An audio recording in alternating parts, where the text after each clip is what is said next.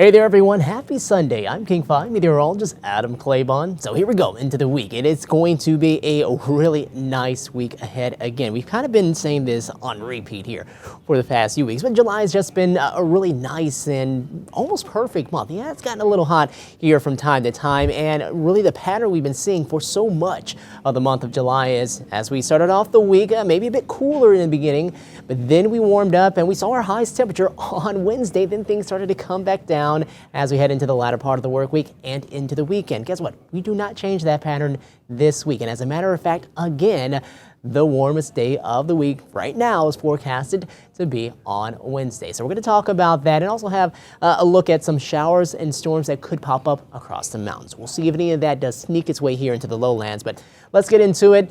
Today, we saw temperatures that made their way into the 70s here across the Pacific Northwest. Now, I wanted to point your attention to what's happening here across more the center part of the country. And you can see where we have those 80s and 90s down across some parts of the plains heading into more of the Midwest. That's really hot air. We got a ridge of high pressure over there that's helping to really drive all of that. Now, what's going to happen is that ridge of high pressure is going to start to scoot a little closer to us and start to give us a little more of its influence, meaning warmer temperatures coming in here as we head on into that stage of time. So the temperatures right now, which are in more of the 80s over that way, well, they're going to be finding their way closer to us. But thankfully, as far as the high heat and the high humidity, we're going to stay away from that. And we're going to stay away, too, from the 90s here on this side of the state. But I wanted to go back through the last 15 days, and you can see the 16th, which was a Wednesday, that was 94 degrees, the hottest day of the week there. And then just this past week, 83 degrees. That was again on a Wednesday. Thankfully not quite as warm, but it was our top temperature of the week. And then we cooled down into the low 70s here over the past couple of days. Well, today we made it up to 76 out there at the airport. 55 was our low, and you can see those numbers. Both are 3 degrees off of their averages on the cooler end. And again, no rain out in the rain gauge. So let's talk about what's going to be happening here throughout the week. We have the cooler mornings that are going to be around because we won't have as much of that cloud coverage in place. So a lot of low 50s, some mid 50s too, but also some 40s will be out there for tomorrow morning because of some of the clearer skies. But we do see the warming trend, and that continues here as we go throughout the first half of the work week. Those afternoons, they're going to be back into the 80s for highs. And then we'll keep an eye out for some of those showers and storms by the middle part of the work week up across some of our mountains. We're talking more so the Cascades as opposed to the Olympics. Here's your 7-day forecast. Talks about the forecast and the trend for us. Wednesday, there it is. That forecasted high of 84, the warmest of the week. Then we cool back down into the 70s Friday and on into the weekend. Friday, by the way, is the start of August. Here we are at Westport. You can see clear blue skies. Gorgeous shot here as we get ready to end off our Sunday there. And then here in Bellingham as well, you can see that. Noticing a few clouds off into the distance and more of those kites in the sky. I think we will still have some good kite flying weather here over the next day or so.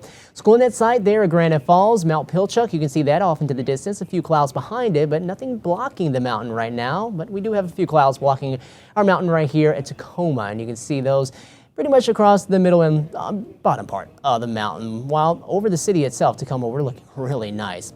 And then Everett, clear skies, a beautiful look at the sunshine glistening off of the water. And as we look here in Seattle, kind of more the same. 74 degrees with winds up pretty light right now, coming in at about 3 miles per hour. Should be a pretty nice evening if you have any sort of plans here over the next few hours. And this is as of about 7 o'clock here into your Sunday.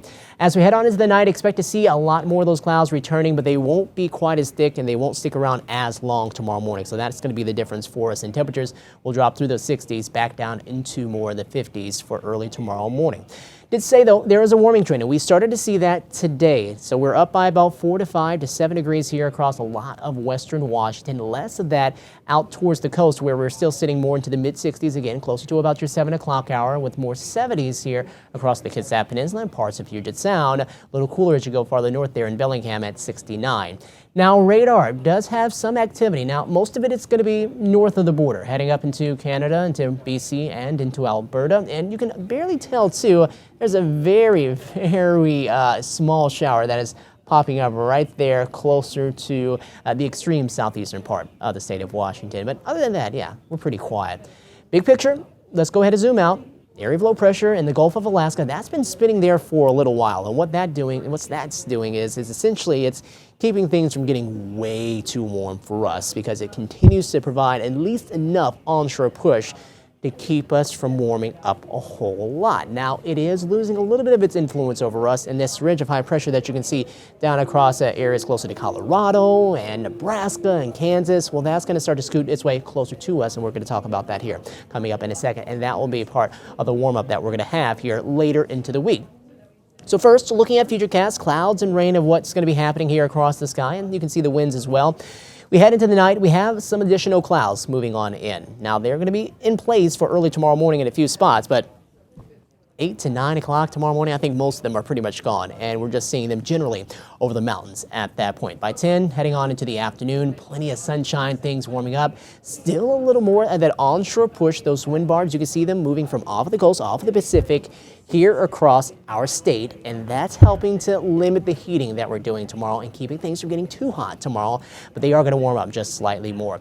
We'll head into tomorrow night, that's 8:30. You can see things are beginning to cloud back up out towards the coast, a bit more of that marine layer coming in, and that's going to work its way in closer to Grays Harbor County, Mason County, and even parts of Thurston County, maybe even Pierce County too. We'll have a very thin layer of that marine layer in place, which will burn off rather quickly as we head into Tuesday, and then we'll keep the warming trend going as we head into Tuesday afternoon. That's 2 p.m. in the afternoon for you there, and then we'll continue on into Wednesday. You can see right there, starting to see some of those clouds moving in from the south, and I did mention there is a chance of seeing some of those mountain showers and storms. This is additional moisture that's going to help with that process. Now, we're going to keep a lot of the moisture up across the mountains. Some models probably trying to hint at some of that maybe in the lowlands, but as I continue on, you can see that there's not a whole lot yet showing up as far as that happening for us. So as we continue on here and look at how things are going to shape up in the upper part of the atmosphere, we talked about that trough of low pressure, the greens and the yellows that you see across the Gulf of Alaska. Well, that's going to stay there and maybe scoot a little off towards the west to a certain degree. And then you see some of these darker reds that are popping up across areas of eastern Washington. That's where we have that pretty warm air mass that's going to be over there. So I think over that way, that's where we could see maybe highs in the 90s, could even be flirting with the 100-degree mark into some of those parts over that way. So if you have any plans of heading over that way later on into the week, just keep that in mind, especially as we head into Tuesday and perhaps into Wednesday as well. But continuing on, you'll see that actually starts to make its way back off to the east. We start to see this area of low pressure across more of the Gulf of Alaska start to bring more of its influence across our area, and that gets closer to us to help with the cool down and some of those lighter oranges indicating the cool down that we're going to see by the time we head into Thursday and more so into the weekend as we just continue to see that pattern kind of keep on keeping on here into that stretch of time. So what that looks like when we look at our clouds and our radar, and this is futurecast again, so this is what's going to be happening here as we put this all into motion here into the future. Wednesday, we start to see some of that moisture coming in from the south, and a lot of that's going to be staying up across the mountains. And you can see some of that popping up kind of here and there. That's Wednesday night, and then into Thursday too. If we are going to have a chance of maybe seeing something here in the lowlands, that might be the day for us to get at least a little something, and that will be the last day of July, by the way. That's going to move on through, and then you can see that flares up generally across the eastern side of the state. A bit more heat, a bit more instability to kind of drive a lot of that, and then more of that starts to find its way across more of not only just eastern Washington, but into Idaho and Montana, and at that point. Out here for us here, western Washington, things staying pretty quiet, and we go into the weekend, Saturday and Sunday, more partly to mostly sunny skies. We'll see what happens heading into Sunday again. Maybe some higher elevation moisture to help to produce some of those showers and storms up into the mountains, but I think generally we're talking about things staying quiet. And then looking at a bit more of that rain staying just north of us, you can see that line of moisture that's extending from over the Pacific right into British Columbia and really just north of Vancouver Island right there. That would be interesting. That's almost an atmospheric river-looking type of fetch of moisture that's heading right towards them. Southeast Alaska, British Columbia, they get those during this time of the year. For us, kind of hard to do so. So looks like we're going to be staying dry again, but with more of that kind of flat flow right there, that's going to keep things at least cooler for us as we head on into that stretch of time. Now, let's talk about what's happening temperature-wise. We'll see those highs get back up into the mid-80s heading into Wednesday. Again, should be the warmest day of the week and kind of continue our trend that we've been seeing so much of here throughout the month of July. Average highs at 79, and we fall closer to that number Thursday, but actually added by Friday and continue to cool down into more of the mid-70s as we head into the weekend and into the start of the following week.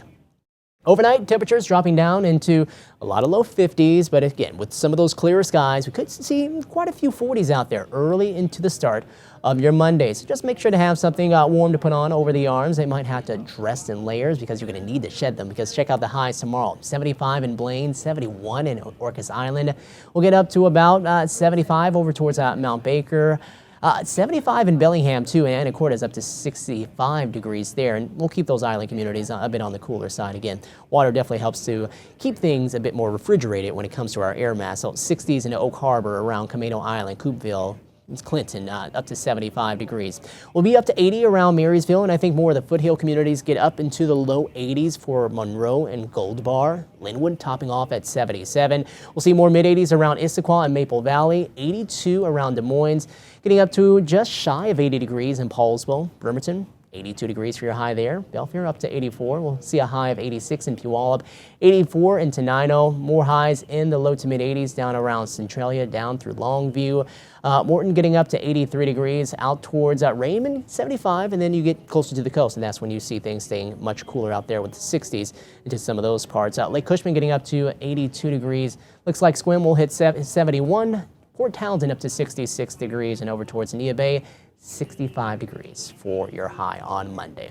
Here's your 7-day forecast. Continue to expect the warm up here over the next few days. Again, that trend continues of seeing the warmer start to the work week and then the cool down into the second half of the work week, with, as of right now, looks like the best chances of seeing any sort of rainfall will be up into the mountains Wednesday and Thursday. We'll see if we can sneak some of those showers here into some of the lowland areas, because we kind of need the rain here as we are now getting deeper and deeper into the fire season and into the summer months. But yeah, we only got, it looks like, one more month of meteorological summer, as that's August. Meteorological fall begins at the beginning of September. Okay, everyone, well, enjoy the rest of your Sunday evening. Get some rest, and the work week is ahead of us, so I hope that you have a great Monday morning as well.